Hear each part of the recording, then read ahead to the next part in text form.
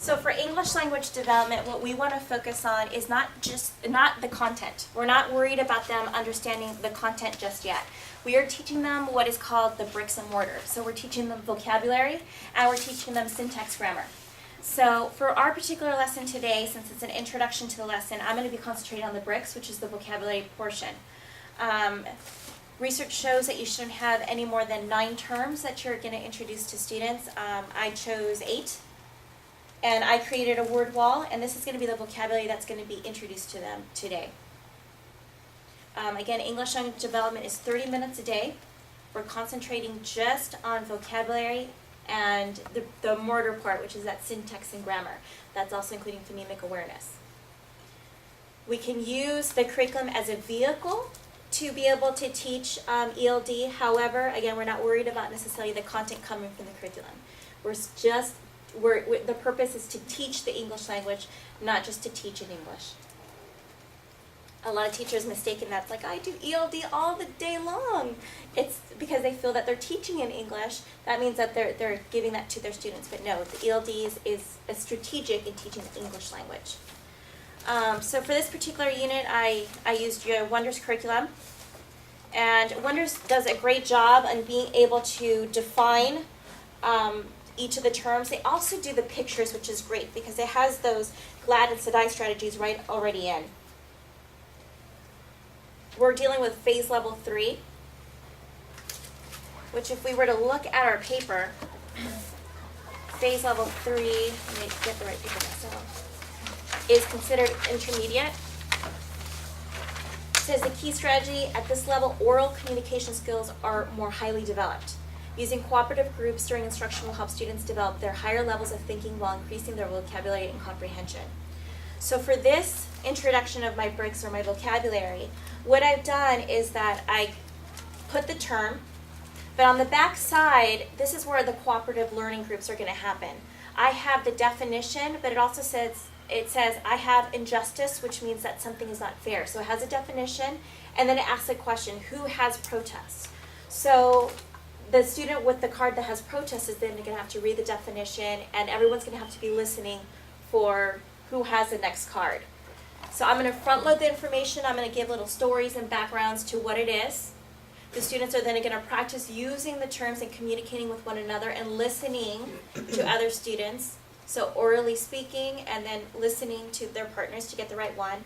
And then to make sure that they understand, I'm going to have them collaborate and have these pictures, and some of them can be quite abstract, and put them where it belongs. This one happens to be mistreat. This one, again, abstract. This one's going to be injustice, not fair. I'm hoping that they'll get that this is a finish or to fulfill something. This one's the easy one, register to vote. I honestly couldn't find anything on the internet that could symbolize register. This is a protest of food that they were not wanting to eat. Good work, which is going to end up being their encouragement. Skilled workers, so hopefully this will go under qualified. And then another abstract one where they have to notice that the bus is empty and that people are choosing to ride the bike and it's a boycott. So tough ones that they're going to have to collaborate together and try to find out where it goes. That's only half the lesson, so I'm hoping I can get that done in 15 minutes. I may have to shorten it depending on our time. The next portion, because I wanted you guys to see a little bit of the mortar as well, on how I would teach writing and be able to get them to have powerful sentences. So I'm going to start with a bare bones sentence using one of these terms, and they're going to help me to choose a term. And then we're going to expand it, do a predicate expander, and be more descriptive. And I have the who, what, when, where, why, and how that they have to include into their sentence to make it more powerful. And I have the card somewhere there. Is that the one from Learning Headquarters? Somebody brought that up last time. I haven't been Learning Headquarters trained. It comes from something called Framing Your Thoughts. Okay, cool. And so very I think similar. it's something similar, that you expand it and then you're able to move around the sentence so that you can have varying sentences as well. So I'm just going to do the beginnings lesson, but once the kids get advanced, they get really powerful sentences and varied sentences as well. So it's kind of fun to be able to move on from this particular lesson. Did you look at the ELL section at the end of this week to kind of help guide you too, or do you just use the box at the bottom of the vocab? Because I've noticed there's 2 different sections. There are 2 different sections, and I looked on both of them. The one thing I did notice is that it seems to be advanced, even like the approaching one seems to be more at the intermediate level. Yeah. So I found that it was going a little bit ahead of what our students can do if we go by our CELT levels and what students developmentally can do. So I was using the book, but more than anything I was using the ELD standards in accordance with 4th grade and aligning it to the Common Core standards that were being addressed in this book, and just finding, it was kind of like a trial and error. It's like, oh, okay, we're going to hit this, this, and this, and align it to this, this, and this. And so it was kind of a puzzle. So within your teams and your PLC groups, I would definitely take out your ELD standards and ELA standards and just try to find that alignment in each one.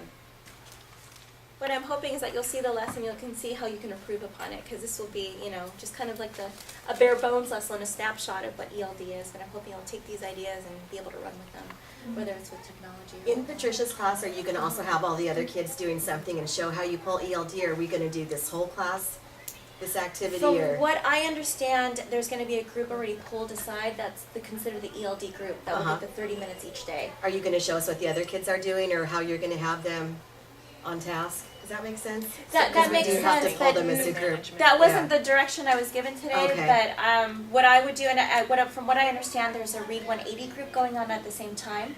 So my suggestion was that continue the Read 180 group, that they get the small group instruction with whoever instructional aid that could be there, that they still get the computer, but when it's time to do the audio tapes or the reading on their own, that's a good opportunity to pull them back for English language development and to really focus on the English language. Okay, I was under the impression Yeah, this was going to be during the Wonders time, because we all have each other's kids for Read 180 and 44. Okay. So like for myself, I don't have any groups to pull, Yeah, it's not during that time. No, it's supposed to be Okay. during Wonders, which is immediately after our UA time. Which means we have all our own kids, and I just would love to see more of the management of the other kids while I pull that group for 30. So it would be during the independent practice time of those students. So once you've done the whole group instruction and students are doing the independent practice portion, that's when you could pull your group and say, okay, this is our dedicated time as you guys are working independently on And your it work. just has to be with them, right? Because there's some RSP kids that would totally benefit from this too, but that would not be them, they're given 30 minutes, right? It would just be me taking a small group. Well, ELD is designed to be just for Just English them. language learners. However, I know that I've bent it in the past when I've had students that I know could to benefit from the process to bring them in. It's nice to have the smaller group, so I would not encourage you to do more than the 6 at your table, and definitely no more than 2 levels apart. So I would put 1 and 2s together, 3 and 4s, or even 3, 4, 5s, but that's pushing it. Okay, but I have a group of 3, for instance, and 3 at 3. Could I pull in some RSP kids to make their group bigger, or do I try to do this with just the 3 kids, knowing that, Are your RSP students also English language learners? no? I think it's That's the important ELD. for the kids to understand that it's not a lower group, and that especially if they're seeing kids that are struggling academically, and you put them in the same group as ELD, they may get the wrong conception of what it is. It's I just have a question too Yeah. about management. When you pull those kids for the 30 minutes, then they're missing out on the independent time.